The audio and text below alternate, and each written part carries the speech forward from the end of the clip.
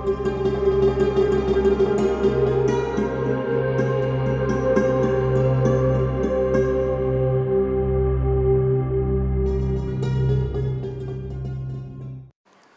আলাইকুম ওয়া রাহমাতুল্লাহি ওয়া বারাকাতুহু নাহমাদুহু ওয়া নুসাল্লি আলা রাসূলিহিল কারীম আম্মা বা'দ। প্রিয় দর্শক মণ্ডলী, সুন্দর এই সময়ে বিশ্বের যে প্রান্ত থেকে আপনাদের সকলের প্রিয় চ্যানেল দেশ টিভির পর্দায় আমাদের সাথে যুক্ত হয়েছেন প্রত্যেককে আন্তরিক মোবারকবাদ, প্রীতি এবং শুভেচ্ছা জানিয়ে শুরু করছি জনপ্রিয় ইসলামিক আয়োজন ইসলামী জীবন ও জিজ্ঞাসা। সাথে আছি আমি মোহাম্মদ আল আমিন খান। দর্শক, আজকের প্রোগ্রামে অতিথি হিসেবে যুক্ত হয়েছেন বাংলাদেশের প্রখ্যাত ইসলামিক স্কলার, বিশিষ্ট ইসলামী চিন্তাবিদ এবং শিক্ষাবিদ ফজিলাতুল শেখ প্রফেসর ডক্টর শফিউদ্দিন মাদানী হাফিজাহুল্লাহ। আসসালামু আলাইকুম ওয়া রাহমাতুল্লাহ। ওয়ালাইকুম আসসালাম ওয়া রাহমাতুল্লাহ। শেখ ভালো আছেন? আলহামদুলিল্লাহ, আপনারা কেমন আছেন? আলহামদুলিল্লাহ, আপনাকে অভিনন্দন আমাদের চমৎকার আয়োজনে। জাযাকুমুল্লাহ খাইরা। দর্শক মণ্ডলী, আমরা আজকের এই সুন্দর আয়োজনে ইসলামের একটি গুরুত্বপূর্ণ দিক নিয়ে কথা বলতে চাই, সেটি হলো ব্যবসায় ইসলামের নীতি। ইসলাম ব্যবসা বাণিজ্যের মধ্যে কী কী বিষয় শিক্ষা দিচ্ছে সেই বিষয়গুলো শাইখের থেকে জানব। আমাদের কাছে ইসলামিক যে কোনো প্রশ্ন করতে চাইলে দেশ TV Islamic show Facebook page কিংবা ইউটিউবে গিয়ে কমেন্ট বক্সে প্রশ্ন রাখতে পারেন। সে প্রশ্নগুলোরও আমরা উত্তর নেওয়ার চেষ্টা করব ইনশাআল্লাহ তাআলা। শেখ, চলে যাচ্ছে আমাদের মূল শিরোনামে, ব্যবসায় ইসলামের নীতি। ইসলাম ব্যবসা বাণিজ্যের ক্ষেত্রে কী কী নীতি অবলম্বনের জন্য নির্দেশ করেছে? জাযাকুমুল্লাহ খাইরান। বিসমিল্লাহি ওয়াসসালাতু ওয়াসসালামু আলা রাসূলিল্লাহ। মানুষ যে সকল উপার্জনের মাধ্যমে জীবিকা নির্বাহ করে তার মধ্যে অন্যতম ব্যবসা বাণিজ্য। আল্লাহ রাব্বুল আলামিন কোরআনে কারিমে বলছেন, আহাল্লাল্লাহুল বাইআ ওয়া হাররামার রিবা। সূরা আল বাকারার 275 নম্বর আয়াতে যে ব্যবসা বাণিজ্যকে আল্লাহ হালাল করেছেন, সুদকে আল্লাহ হারাম করেছেন। কোরআনে কারিমের সর্ববৃহৎ আয়াত 282 নম্বর আয়াত সূরা আল বাকারার, এই আয়াতটি হলো ব্যবসা বাণিজ্যকে বিষয়বস্তু করে আল্লাহ রাব্বুল আলামিন এই আয়াতটি নাজিল করেছেন। তাহলে বোঝা গেল ব্যবসার গুরুত্ব মানব জীবনে অনেক বেশি। বিশ্বনবী মুহাম্মদুর রাসূলুল্লাহ সাল্লাল্লাহু আলাইহি সাল্লাম তার জীবিকা নির্বাহের জন্য যে কাজগুলো উপার্জনের মাধ্যম হিসেবে গ্রহণ করেছেন তার মধ্যে অন্যতম ছিল ব্যবসা বাণিজ্য। এবং তিনি এটাও বলেছেন, আত্তাজিরুস সাদুকুল আমিন মান নাবিয়িন ওয়াস সিদ্দিকিন ওয়াস শুহাদা ওয়াস সালিহিন। এখানে কয়েকটা নীতিমালা আল্লাহ রাসূলের হাদিসও তুলে ধরা হয়েছে। সাদুক সত্যবাদী, আমিন বিশ্বস্ত, এমন ব্যবসায়ীর হাসর হবে অথবা জান্নাতে তার আসন হবে নবী রাসূল, সিদ্দিকিন, শুহাদা এবং নেককার বান্দাদের সাথে। তাই ব্যবসা বাণিজ্যের মধ্যে বৈধতা অবৈধতার ক্ষেত্রে কিছু নীতিমালা ইসলাম প্রণয়ন করে থাকে। এর মধ্যে 1 নম্বর নীতিমালা হলো লা দারারা ওয়া লা দিরার, মানে নিজেও ক্ষতিগ্রস্ত হওয়া যাবে না, অন্যকেও ক্ষতিগ্রস্ত করা যাবে না। এটা হলো মূলনীতি। এই ক্ষেত্রে যে সমস্ত পলিসিগুলো উভয়ের কারো না কারোর জন্য ক্ষতিকর, এগুলো পরিহার করা ব্যবসা বাণিজ্যের জন্য অপরিহার্য। 2 নম্বর হলো প্রতারণা, এটার আশ্রয় নেওয়া যাবে না ব্যবসার ক্ষেত্রে। রাসূলুল্লাহ সাল্লাল্লাহু আলাইহি সাল্লাম বাজার মনিটরিং করতে গেলেন, গিয়ে দেখলেন এক ব্যক্তি আটা বিক্রি করছে। তিনি আটার ভিতরে হাত ঢুকে দেখলেন যে ভিতরে তার বীজা পাইলেন। তখন বললেন, তুমি এটা কি করেছ? তখন বলল, ইয়া রাসূলুল্লাহ আসাবাতু বালালুন, মানে আসাবাতু সামা, বৃষ্টি হয়েছিল, যার কারণে আমি ভিজা আটাগুলো শুকনো আটা দিয়ে ঢেকে দিয়েছি। তখন বলল, আফালা জাআলতাহু ফাকাহ, তুমি কেন বীজাটা উপরে রাখলা না, তাহলে ক্রেতা প্রতারিত হতো না? তখন আল্লাহ রাসূল বললেন, লাইসা মিন্না মান গাশশানা, যারা প্রতারণা করলো তারা আমার উম্মার সদস্যপদ থেকে তারা বাইরে হয়ে যাবে। এই পয়েন্টে এই হাদিস থেকে আমরা আমাদের ব্যবসায়ী যারা আছে তারা কিন্তু বড় একটা শিক্ষা পাচ্ছে। অধিকাংশ ব্যবসায়ী যেটা করে, যে পণ্যটা একটু দুর্বল বা মানে একটু খারাপ, সেটাকে বিভিন্নভাবে 10টা ভালো মালের ভিতরে 2টা খারাপ মাল এভাবে চালিয়ে দিচ্ছে। তো এই জায়গায় তাদেরকে কি বলবেন? এই জায়গায় আমরা রাসূলুল্লাহ সাল্লাল্লাহু আলাইহি সাল্লামের হাদিস থেকে আমাদের শিক্ষা নিতে হবে যে ব্যবসা আমি একটা ইবাদা হিসাবে গ্রহণ করেছি, 1। 2 নম্বর হলো আমার জীবিকা, এটা দিয়ে আমি খাবো, আমার সন্তান আদি গড়ে উঠবে, আমার জীবন নির্বাহ করব, এটার মধ্যে যদি প্রতারণা থাকে তাহলে আমাদের জীবনটাই পুরোটাই অশুদ্ধ হয়ে যাবে।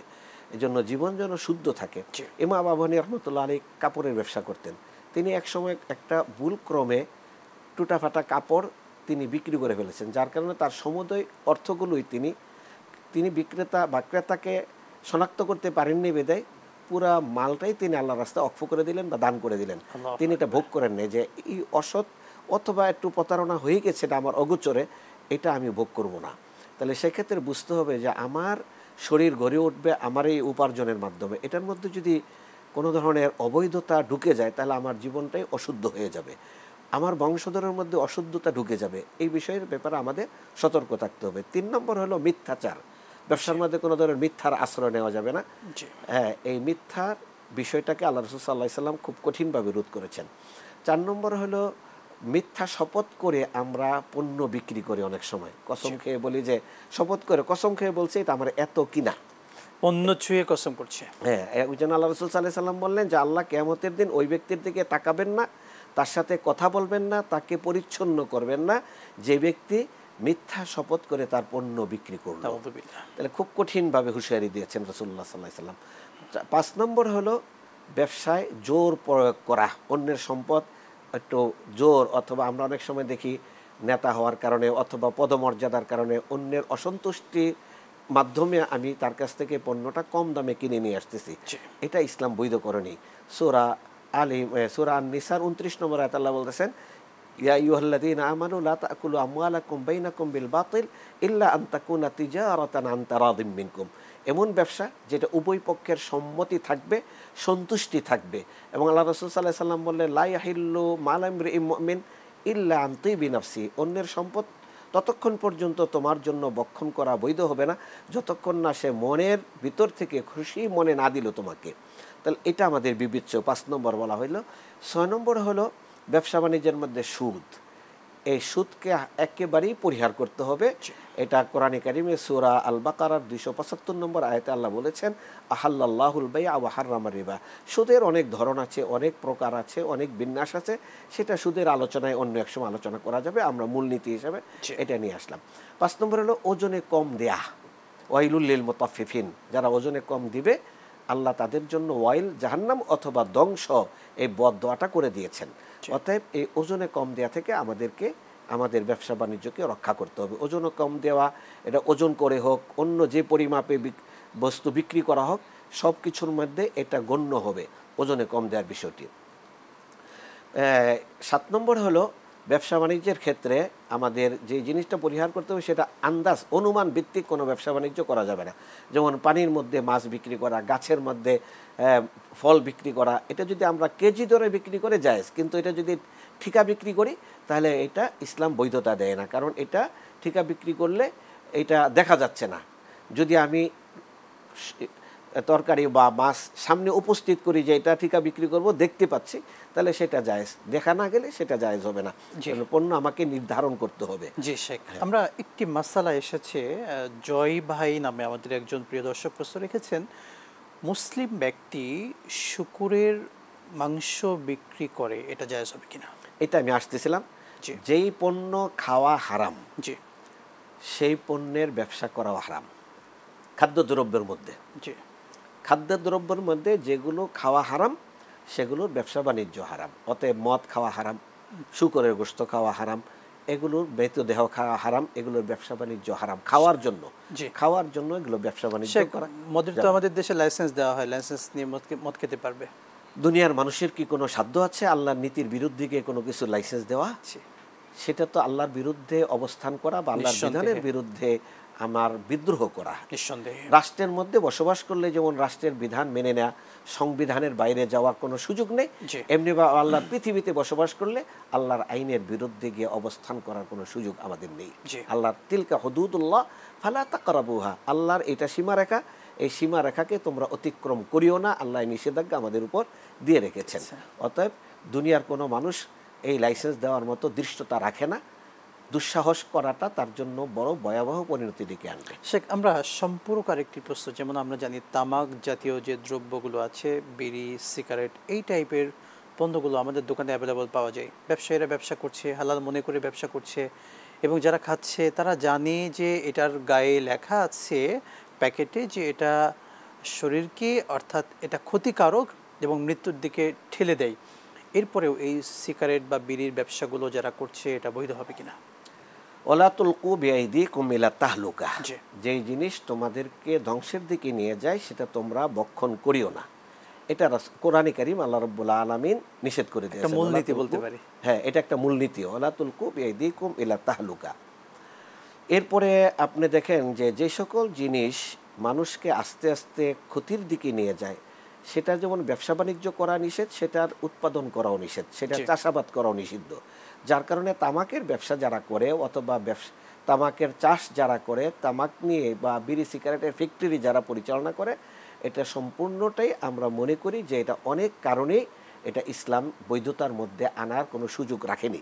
কারণ এটার মধ্যে অনেক দুর্ঘটনা তৈরি হচ্ছে, এটার মাধ্যমে অনেক মানুষ ক্যান্সার আক্রান্ত হচ্ছে, কারণ তারা গায়ে লিখতে বাধ্য হচ্ছে যে এটা স্বাস্থ্যের জন্য ক্ষতিকর। তাহলে ক্ষতিকর একটা জিনিস, যেটা আমরা বললাম যে ব্যবসার মধ্যে নিজের ক্ষতিও করা যাবে না, অন্যের ক্ষতিও করা যাবে না, এখানে কিন্তু দারার এবং দেরার দুইটা পাওয়া গেছে। এই দুইটার কোনো একটা করার সুযোগ ইসলামে রাখেনি। অতএব যে জিনিসের মধ্যে ক্ষতি আছে ওইটার ব্যবসা বাণিজ্য করা, ওইটার চাষাবাদ করা, ওইটার লেনদেন করার অনুমতি ইসলামে দেয়নি। এর বাহিরেও বিড়ি সিগারেট যারা খায় তাদের মুখে ভালো ধরনের দুর্গন্ধ হয়, এই দুর্গন্ধের কারণে পরিবেশ নষ্ট হয়, এগুলোর কারণে আমাদের এটাকে বৈধতার মধ্যে আনার কোনো সুযোগ নেই। তামাক বলি আমরা, সিগারেট বলি আমরা, আর আমরা বিড়ি বলি আমরা, অথবা জর্দা বলি আমরা, সাদা বলি আমরা, যেটাই বলি কোনোটাই ইসলাম বৈধতার মধ্যে আনার সুযোগ রাখেনি। শুকরান, জাযাকাল্লাহ। আমরা আবারও শুনবো বিরতির পরে আপনার থেকে। প্রিয় দর্শক মণ্ডলী, চমৎকার একটি বিষয় নিয়ে আলোচনা করছিলাম দেশ টিভির পর্দায়। সময় হলো এই পর্যায়ে ছোট্ট বিরতির, সঙ্গেই থাকুন প্রিয় অনুষ্ঠানের, প্রিয় চ্যানেলের।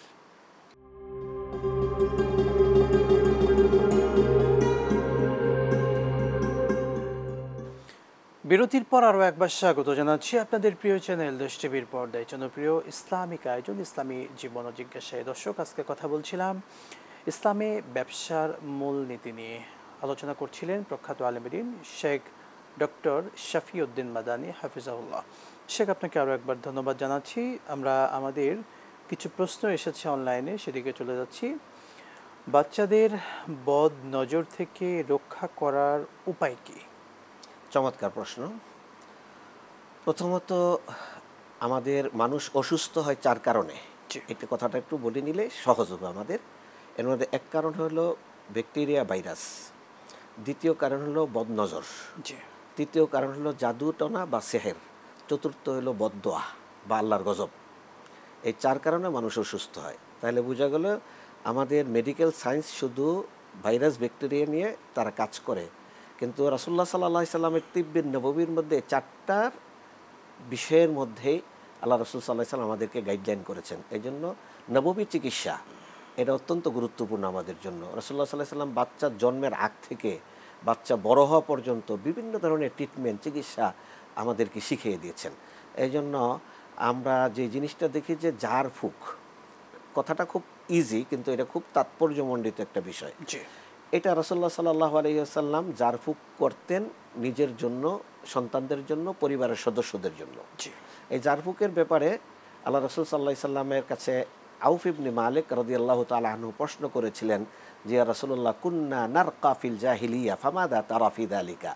আমরা জাহিলি যুগে ঝাড়ফুঁক করতাম, ঝাড়ফুঁকের ব্যাপারে আপনার মতামত কি? আল্লাহ রাসূল সাল্লাল্লাহু আলাইহি সাল্লাম বললেন, লা বা'সা বির-রুকা মা লাম তাকুন শিরকান।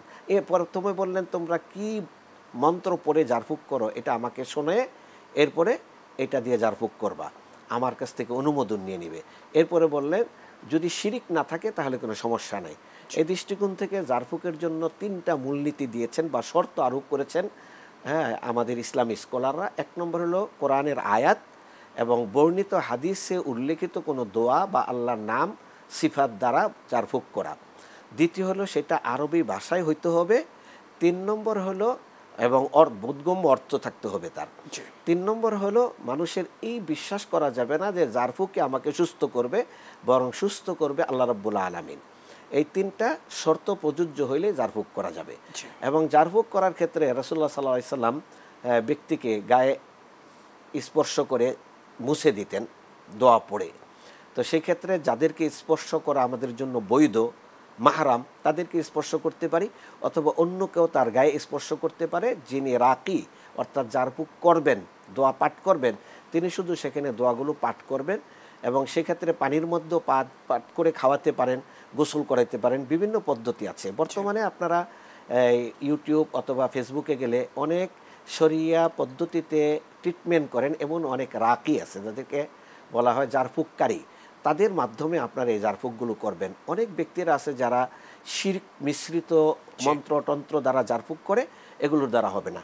অতএব বাচ্চারা যে যারা আক্রান্ত হয়, অসুস্থ হয়ে যায়, এরপরে খাওয়া দাওয়া বন্ধ হয়ে যায়, এক সময় গিয়ে যায় অনেক সময় বদ নজরের কারণে বাচ্চাটা মারাও যায়, এরকম নিঃসন্দেহে। এই ক্ষেত্রে আমাদের এখান থেকে উত্তরণের জন্য সঠিক পদ্ধতি হলো তিব্বুন নববী, রাসূল সাল্লাল্লাহু আলাইহি সাল্লামের যে চিকিৎসা পদ্ধতি আছে সেদিকে আমাদের ফিরে যেতে হবে। বিজ্ঞ আলেম যিনি আছেন তাদের শরণাপন্নও কিন্তু হতে পারেন। অবশ্যই বিজ্ঞ আলেমদের শরণাপন্ন হতে হবে, যারা ট্রিটমেন্টটা করবেন কোরআন সুন্নাহর মাধ্যমে। যারা প্রচলিত কোনো জিন ইনসান অথবা জাদুটনা অথবা কোনো ধরনের ফেরেশতা অথবা নবীর নামে জারফুক করে, তাদের কাছে যাওয়া যাবে না, কারণ এরা সৃষ্টির নামে জারফুক করা যাবে না। আল্লাহর কোরআন, আল্লাহর নাম, আল্লাহর গুণাবলী, এগুলোর মাধ্যমে জারফুক করা হয়। এগুলো রাসূলুল্লাহ সাল্লাল্লাহু আলাইহি ওয়াসাল্লাম অনেকগুলো দোয়া শিখিয়েছেন, সেই দোয়াগুলোকে অনুসরণ করে আমাদের জারফুক করতে হবে। শুকরান, জাযাকাল্লাহ।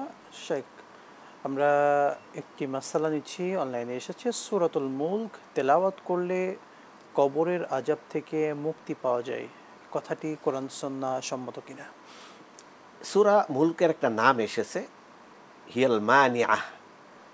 এক্ষেত্রে অনেকেই বলছেন তামনাউ মিন আযাবিল কবর, হিয়াল মানিয়া তামনাউ মিন আযাবিল কবর। এটা এই হাকিম মুসনাদের এই হাদিসটি আছে, এটাকে অনেকেই শুদ্ধ বলেছেন, মানে কবর আযাব থেকে এটা মানুষকে সেভ করবে, রক্ষাকারী।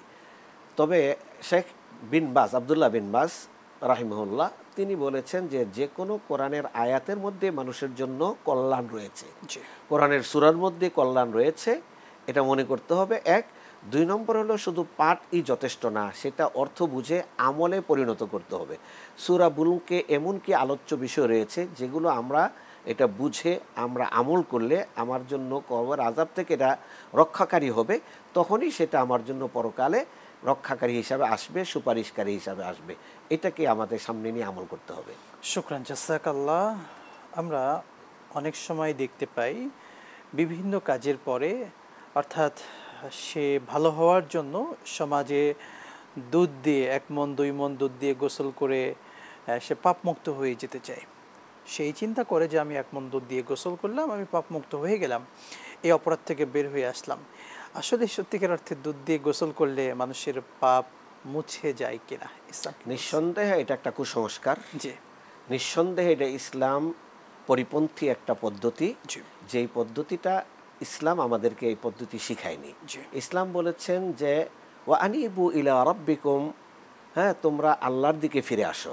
অতুবু ইলাল্লাহি জামিআন, মুমিনেরা সবাই আল্লাহর দিকে প্রত্যাবর্তন করো। আদম আলাইহিস সালাতু ওয়াস সালাম যখন নিষিদ্ধ গাছ থেকে ভক্ষণ করলেন, তখন তিনি কি দুধ দিয়ে গোসল করেছিলেন? কখনোই না। আল্লাহ রাব্বুল আলামিন কোরআনে কারিমে তার দোয়াটা এত বেশি পছন্দ করলেন, উম্মার শিক্ষার জন্য এটা কোরআনে কিয়ামত পর্যন্ত আল্লাহ এটাকে স্থান দিয়ে দিলেন। ক্বালা রাব্বানা যালামনা আনফুসানা ওয়া ইল্লাম তাগফির লানা ওয়া তারহামনা লানাকুনান্না মিনাল খাসিরিন। মুসা আলাইহিস সালাতু ওয়াস সালামের ঘটনার বিবরণের মাঝখানে আল্লাহ বলতেছেন ওয়া ইন্নী লাগাফফারুন লিমান তাবা ওয়া আমানা ওয়া আমিলা সালিহান সুম্মা ইহতাদা। আমি ক্ষমা করব ওই ব্যক্তিদের যার মধ্যে 4টা জিনিস আমি দেখতে পাই। একটা হলো তাওবা করলো, অনুশোচনা নিয়ে, ওয়া আমানা, তার ইমানের যে কিছুটা দুর্বলতা তৈরি হয়েছে সেটা আবার সেই ইমানকে আগের জায়গায় এনে মজবুত করে নিব, আমানা, ওয়া আমিলা সালিহান, সে কাজ আমলের সক্রিয় হবে, সুম্মা ইহতাদা, হেদায়েতের পথ অনুসরণ করে সামনে চলবে। তাহলে কোরআনে কারিমে আমাদেরকে কিভাবে পাপ থেকে পরিশুদ্ধ হইতে হবে এটা বলে দিয়েছে। আল্লাহ রাব্বুল আলামিনই পাপ মোচনকারী। আল্লাহ মোচন করবেন কিভাবে? আল্লাহর কাছে ধর্ণা দিতে হবে, ফিরে আসতে হবে, কান্নাকাটি করতে হবে, অনুনয় বিনয় করে চাইতে হবে, নাসুর বান্দার মতো আল্লাহ রাব্বুল আলামিনের কাছে পড়ে থাকতে হবে সিজদায়, তখনই আল্লাহ রাব্বুল আলামিন আমাকে মাফ করবেন।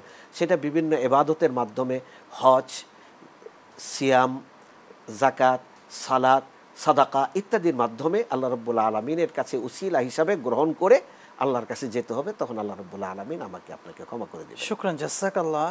আরেকটি প্রশ্ন এসেছে অনলাইনে, বিয়ে আটকানোর জন্য জাদুটনা করা হয়েছে এটা আমার মনে হচ্ছে, এখন এই জায়গা থেকে বাঁচার উপায় কি? এটা আমরা অনেক পরিবারে দেখে থাকি, আমাদের প্রতিবেশী বা অন্য কারো বিয়ে আটকানোর জন্য অপর প্রতিবেশী বিভিন্নভাবে জাদুটনা করে থাকে। সত্যিকার অর্থে এই বিষয়গুলো থেকে উত্তরণের উপায় কি? প্রথম কথা হলো যে আসলে জাদুটনার মাধ্যমে যে ক্ষতিগুলো করা হয় তার মধ্যে কোরআন কারীমে সূরা আল বাকারা সুলাইমান আলাইহিস সালাতু ওয়াস সালামের রাজত্বকালে শয়তানেরা জাদুর চর্চা শুরু করেছে। আর সুলাইমান আলাইহিস সালাতু ওয়াস সালাম জাদুটনা থেকে নিজে মুক্ত ছিলেন এবং সেখান থেকে উম্মাহকে হেফাজত করার চেষ্টা করেছেন।